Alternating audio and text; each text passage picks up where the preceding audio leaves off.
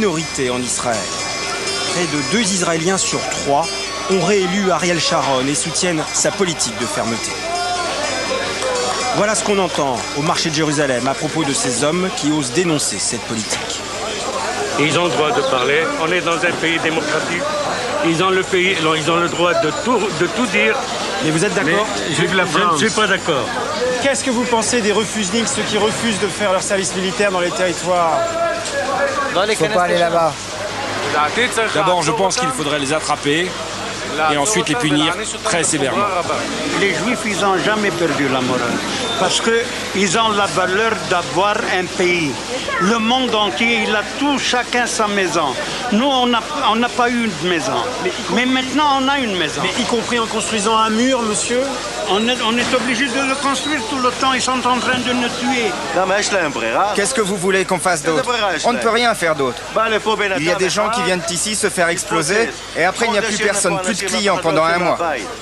Ici, on a construit des cafés, mais ils viennent se faire sauter. Les gens ne sortent plus de chez eux. On appelle ça une muraille de protection.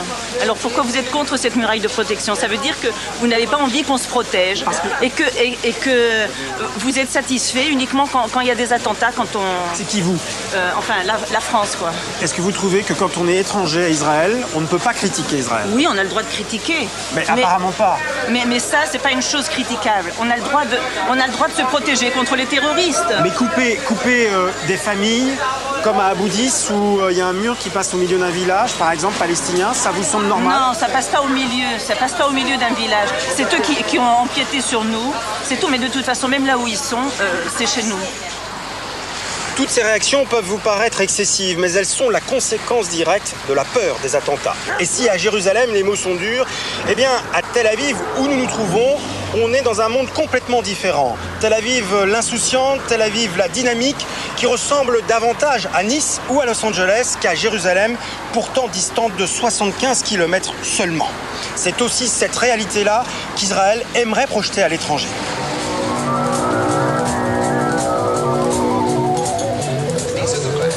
Israel's economy is growing by an average of 6% annually.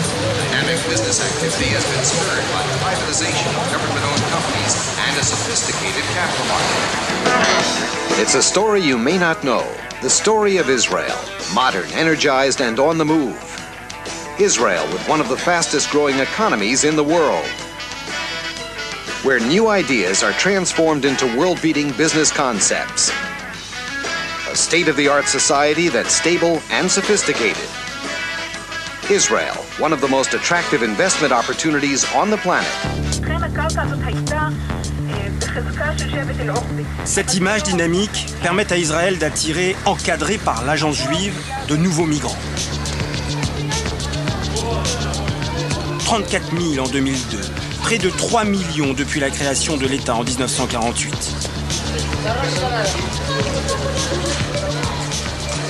Ce centre accueille par exemple 1200 juifs éthiopiens. La plupart à leur arrivée ne parlent pas un mot d'hébreu.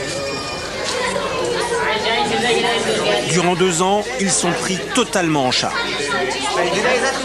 Le coût de cette intégration, $100 000 par personne, entièrement financé par la diaspora juive. Un effort considérable, le prix à payer pour préserver le caractère juif de cet État. Dans le pays, il existe plus d'une trentaine de centres d'accueil. Ils reçoivent